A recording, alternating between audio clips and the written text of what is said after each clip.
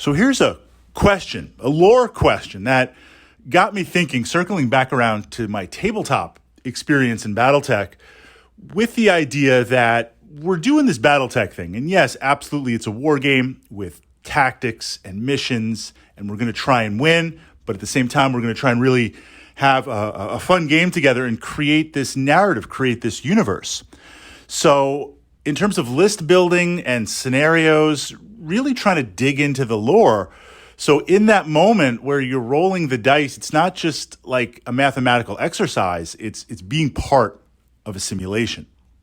And in exploring that, the question that I was asked that had me reflecting back on this, and I had to dig around in the lore a little bit. And of course, like most Battletech questions, it depends on the time period. How many battle mechs are produced a year in various factories, and exploring battle mech factories versus factories that would produce more conventional weapons like tanks and infantry support, fighting vehicles, and air support. So in exploring this question and digging in, this got me thinking, my narrative isn't quite mapping the narrative of Battletech. I tend to play, and there's no right or wrong way to play Battletech, inner sphere versus inner sphere. Clans is a little bit different with that injection of tech, where we kind of go head to head and for the fun of it, fight to the bitter end with our mechs. It's kind of fun to have a mech with both its arms blown off, a leg about to go off, engine hits, and there's like one medium laser left functioning and it's still blasting away. But in the narrative, with mechs being so rare, so valuable, we can see this in the rules, the optional rules, force withdrawal. This idea, if your mech takes critical damage, it begins to back off the table, and generally a mech warrior will allow you to do that in most cases. Certainly not all cases, depending on the mission, depending on the battle, depending on the brutality of the campaign or the very houses themselves. So when I play Battletech, I'm blasting through a lot of mechs every game. I guess a similar analogy would be for those of you who play or have played in the Warhammer 40,000 universe. This is a sci-fi universe. And one of the units that I love, Terminators. These Space Marines are very elite, very heavily armored. I love the models. I love the lore. I love everything.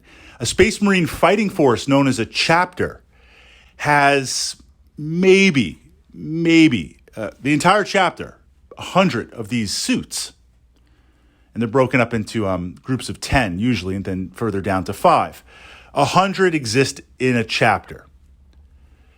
I'm fielding like 20 or 30 in a game. Well, first of all, this better be like the biggest battle ever to field that much of this rare tech. And I'm losing her 20 to 30 suits in a game.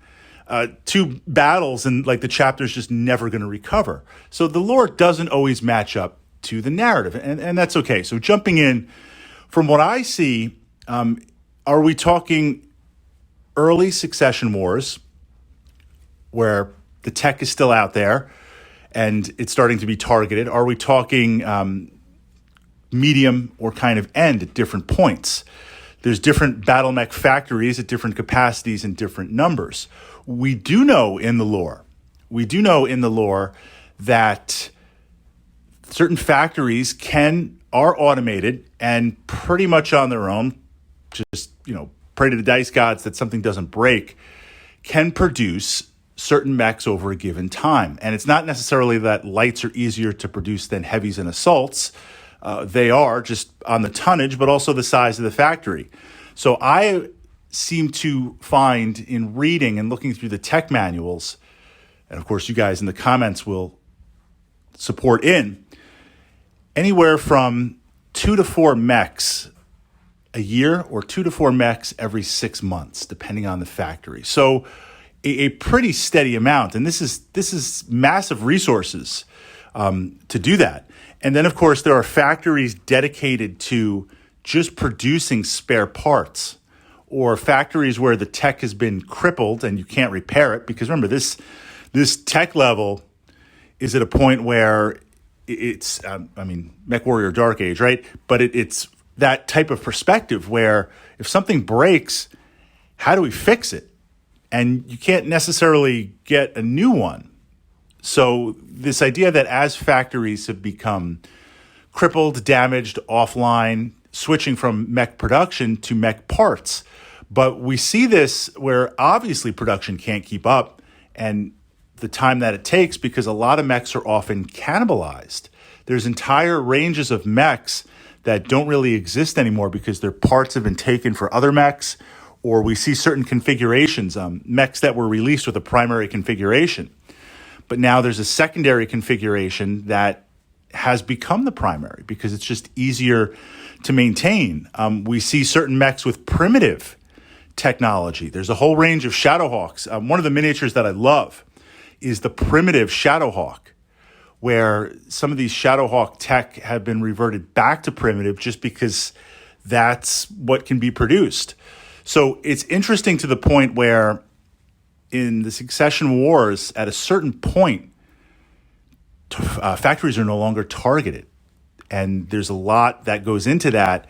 Now, espionage, stealing secrets, and trying to steal mechs, that's a whole interesting point in itself. But the fact that the houses hate each other, even with certain alliances throughout the storyline, that they're not targeting their factories, total warfare, that really says a lot. Now, on the opposite side, before I turn it over to the comments for you guys, if we're talking conventional weapons, tanks, non-fusion, and air support, infantry support, that stuff's pretty regular. That stuff's pumped out pretty fast.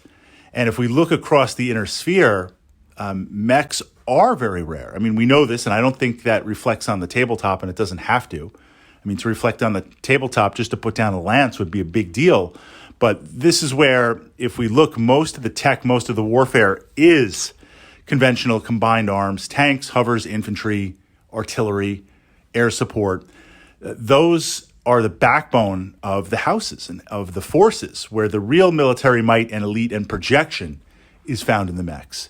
So it's interesting to jump in the lore. Is that going to prevent me from fielding multiple lances of assault mechs and blasting to the very end? No. But it is kind of neat as you're thinking about lance configurations and tactics. And I do recommend, this is where the tech manuals and the books are absolutely fantastic, looking into Battletech and using that to boost and bolster your games. The narrative is there to jump into, to enjoy, and to get behind. And that's what transforms the dice rolls from just looking up where it's going to hit on the table to picturing the damage, seeing the movement, seeing the momentum on the table of the game.